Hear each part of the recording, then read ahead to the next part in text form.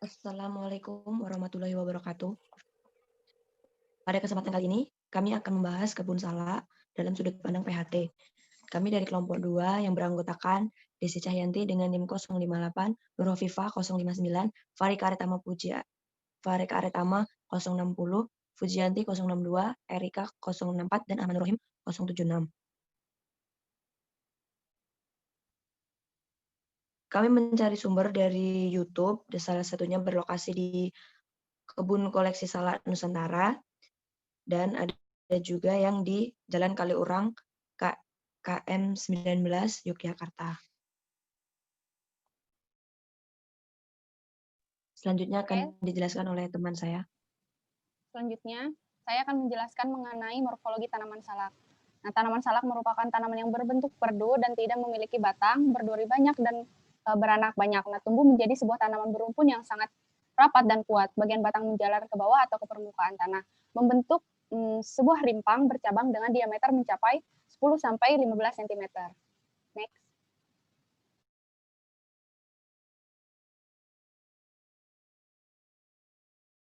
Nah, ada beberapa jenis salak, yaitu yang pertama itu ada salak Purworejo, ada salak Menggala, ada salak gula pasir, kemudian ada salak malam, dan selanjutnya akan dijelaskan oleh teman saya. Biodiversitas di kebun salak sendiri itu masih tergolong rendah karena hanya ada beberapa tanaman yang spesiesnya sama. Memang pada kebun salak itu memiliki varietas yang bermacam-macam, akan tetapi masih memiliki kekerabatan sehingga biodiversitasnya rendah. Nah, ini mengakibatkan kebun salak ini mudah terserang hama dan penyakit. Dan di gambar merupakan contoh dari lubang hama tikus pada kebun agroekosistem salak. Oke, selanjutnya ini merupakan gambar salak yang terkena hama tikus. Jadi terlihat adanya bekas gigitan pada buah salak ini, dan ini masih baru karena biasanya tikus ini menyerang pada malam hari. Nah, selanjutnya terlihat gambar salak yang telah beberapa hari terkena serangan dari tikus. Nah, ini ditambah dengan faktor lingkungan seperti hujan, akhirnya mempercepat pembusukan dari buah salak itu sendiri. Oke, selanjutnya. Ya, ini sama seperti penjelasan teman saya, ini menunjukkan salak yang terserang oleh hama tikus yang dimana ini tinggal kulitnya saja. Next. Tanaman buah salak yang sudah terserang itu jika terkena dengan hujan itu akan menimbulkan pada seperti gambar ini. Dapat dilihat. Next. Kementerian Pertanian memberikan bantuan kepada petani salak. Bantuan itu dapat berupa sarana pengendalian untuk serangan OPT, lalat buah.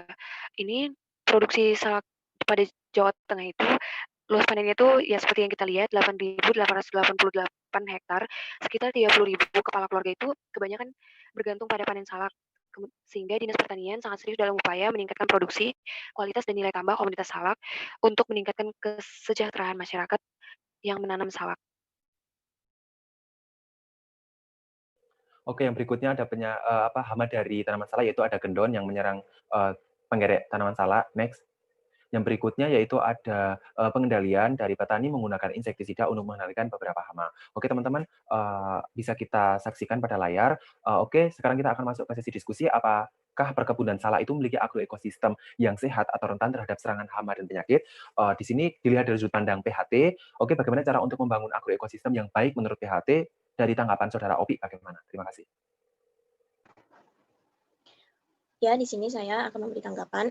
Menurut saya, ketika ingin membangun agroekosistem kebun salak, maka harus memperhatikan sanitasi kebun. Karena sanitasi kebun ini merupakan faktor utama agar kebun terhindar dari hama dan penyakit. Oke, berikutnya, menurut Fuji bagaimana cara untuk membangun agroekosistem yang baik menurut PHT? Oke, saya akan melanjutkan dari pendapat Opi. Dari pemangkasan yang telah dilakukan, biasanya itu banyak sekali penimbunan dari tanaman yang sebelumnya. Nah, ini diusahakan untuk tidak terjadi penimbunan agar tidak terjadi sarang dari hama. Nah, kemudian dari gambar tidak adanya pemangkasan yang rutin sehingga tidak terlalu dilihat sangat rimbun. Oke, menurut Saudara Desi bagaimana? Dipersilahkan. Saya setuju dengan pendapat Opi, Nur Hovifah, dan Fujianti. Pemangkasan pelepah salak yang tidak diurut seperti pada gambar, membuat sarang hama tikus dan hama lainnya. Oke, bisa gambar next. Oke, di sini ada pengendalian hunting hama. Silakan untuk tanggapannya dari saudara Desi. Hunting hama pada tanaman salak ini diantaranya ada babi hutan.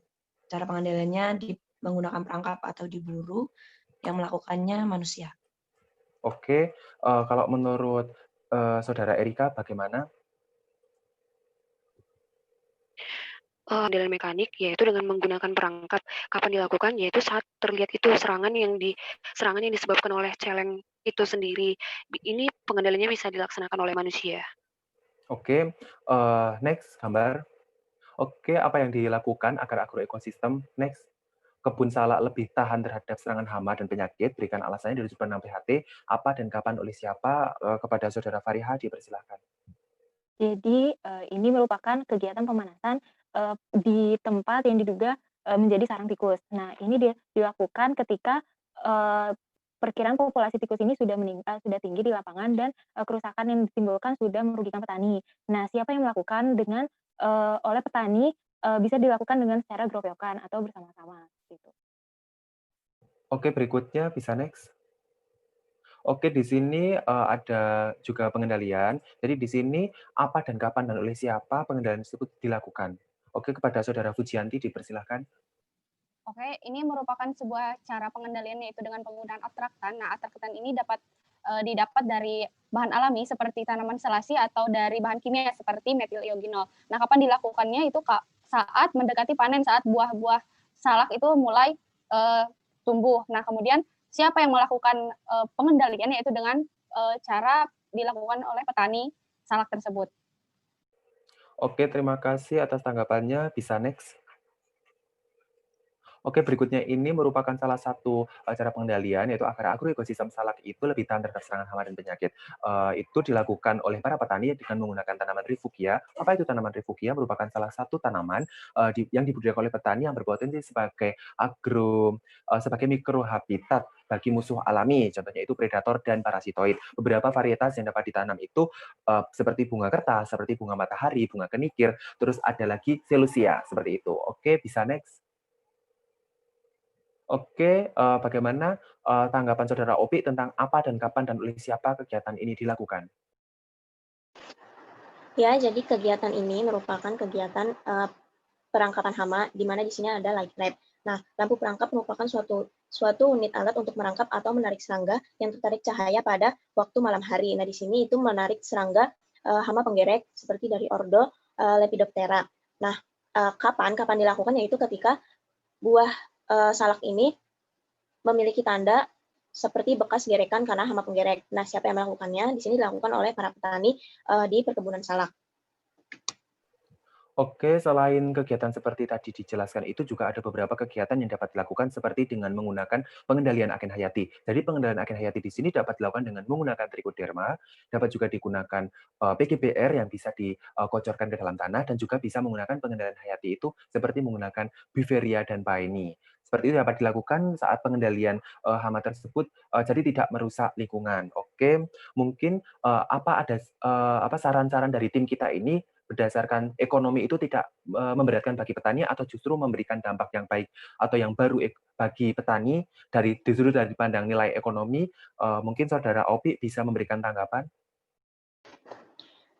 Jadi dalam melakukan perangkap ini itu menurut saya memiliki nilai yang ekonomis karena penggunaan alat-alat dan bahan ini cukup murah dan alat dan bahan ini dapat mudah ditemukan di sekitar kita. Oke, jadi intinya itu saran dari tim kami itu tuh tidak memberatkan bagi petani dan di sini akan membawa nilai ekonomis yang lebih tinggi gitu.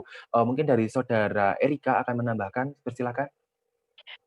Iya, kalau menurut saya ini tidak memberatkan petani, justru ini menciptakan ekonomi baru bagi petani. Karena dengan adanya tanaman refugia, itu para petani akan mendapatkan pendapatan baru dari tanaman refugia tersebut. Oke, sangat luar biasa teman-teman. Oke, mungkin ini kita terbatas waktu, jadi mungkin ada saran dari teman-teman yang akan ditambahkan, dipersilakan. Saudara Fariha. Oke. Iya, jadi untuk meningkatkan biodiversitas di kebun salak ini dapat melakukan teknik polikultur atau sekaligus menjadi tanaman pelindung seperti penggunaan pohon pisang kepok.